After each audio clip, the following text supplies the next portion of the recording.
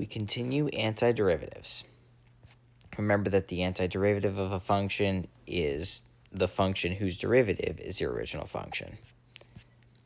We learned the reverse power rule. We remembered we needed to just remember antiderivatives sometimes. And we also learned that we sometimes need to simplify an expression and then antidifferentiate it. And then we learned about initial conditions, right, where we antidifferentiated, and as always, we had C, and then we actually solved for C by using the initial condition. We plugged in the value of x that was given to us, and we set that equal to whatever y value was given to us, and that allowed us to solve for C. And you might say, well, why does this work? What does that represent? Well, here's what it represents.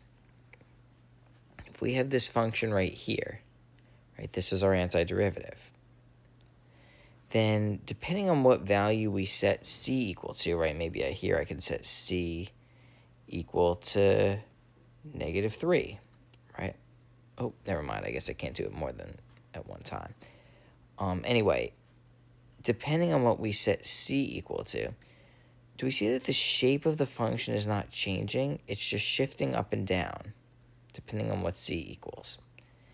And so, in that sense, right, we realize that C does not actually have anything to do with the shape of the function, the behavior of the function. It just tells us where the function is.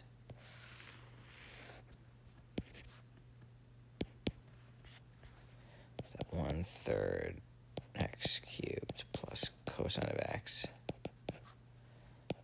plus C. And actually, yeah.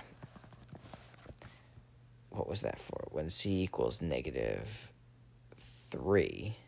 Oh, it's actually a little bit below. Should have adjusted my axes. Let's see if I can pull that. See if I can pull that stone here. There we go. Oop.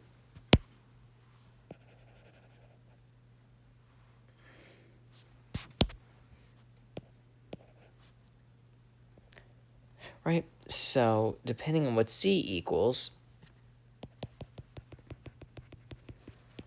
we might have that function or that function, but they're always the same shape. Well, let me make that a little clearer. Right? It's just a matter of how much the function is shifted. Okay. So let's do a couple more examples, some of which might have an initial condition. So here I'm giving you f prime, find f.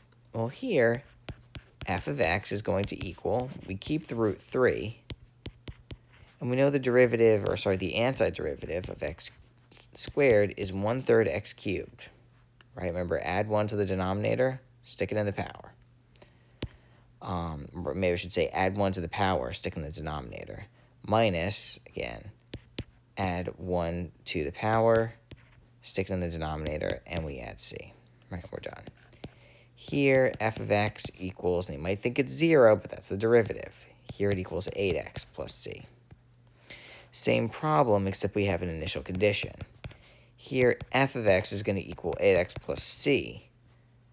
But because we know that f of 0 equals 9,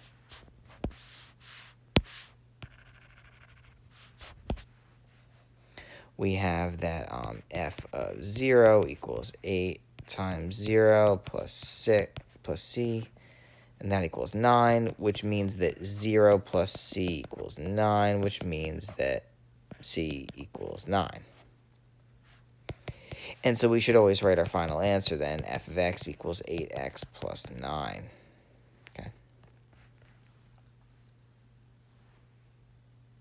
Let's take a look at part D. Here, we have that f of x equals, now again, we know that the 1/3 is going to stay behind. We also know that the exponent's going to increase by 1, and then we just divide by it. Same thing going on here. The 2/3 will stay. The power will increase by 1, and then we're just going to divide by it, which means multiplying by the reciprocal. Right? So I didn't even think that hard. I just multiplied by the reciprocal. Okay, and let's clean this up a little bit, right? This is 1/24, x to the 8th, minus 2/5, x to the 5/3. Right? And then, of course, we have plus c. And now we have our initial condition. F of 0 equals 1. It also equals 0 minus 0 plus c equals 1. And that implies that c equals 1.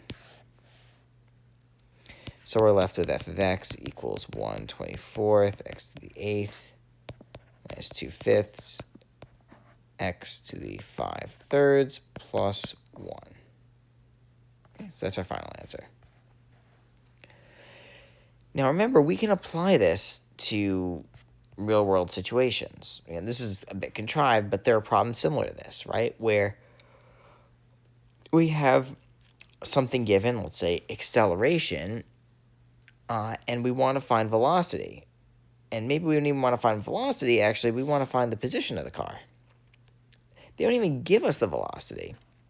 But what they do give us is two initial conditions. And we can use these initial conditions to get what we want. Let's see how. So I'll just say here, recall that s prime of t equals v of t, and v prime of t equals a of t. So we have to go backwards, right?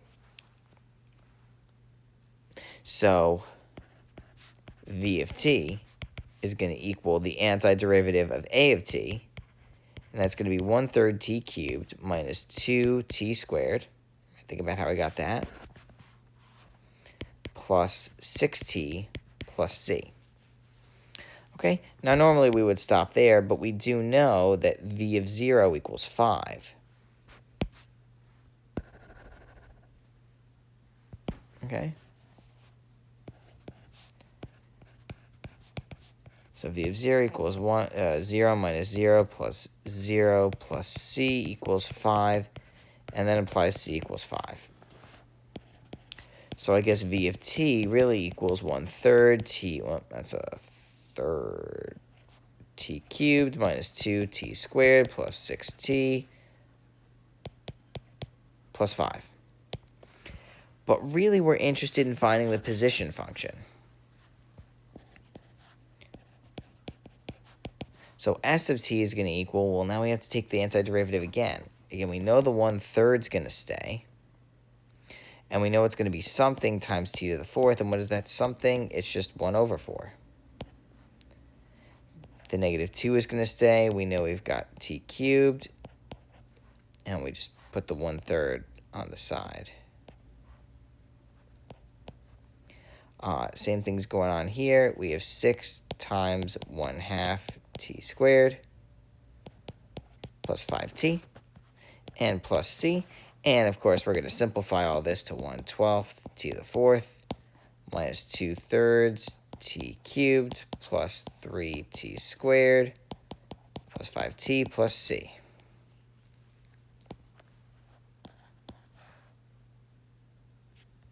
So now we need to solve for the other initial condition, s of 0 equals 3.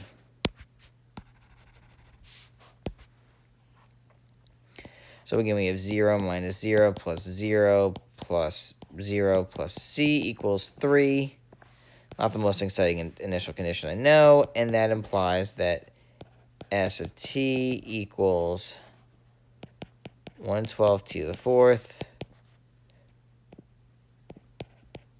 minus 2/3 t cubed plus 3t squared plus 5t plus c. Oh, no, sorry. Plus 3. That's our answer. Right? We have a similar acceleration problem, right? Here we have v of t is going to equal t squared plus t. And if v of 0 equals -2, which also, oh, sorry, I should say plus c. 0 plus 0 plus c. Now, I know that we're always getting that c seems to equal this value. And that's because we just, whenever we plug 0 and we get 0, it won't always work out that way. All right, so we're going to get v of t equals t squared plus t minus 2. Okay? And that's going to imply that s of t is going to equal 1/3 t cubed plus 1/2 t squared minus 2t. Plus, I'll call this d. Right, just a different variable. Right?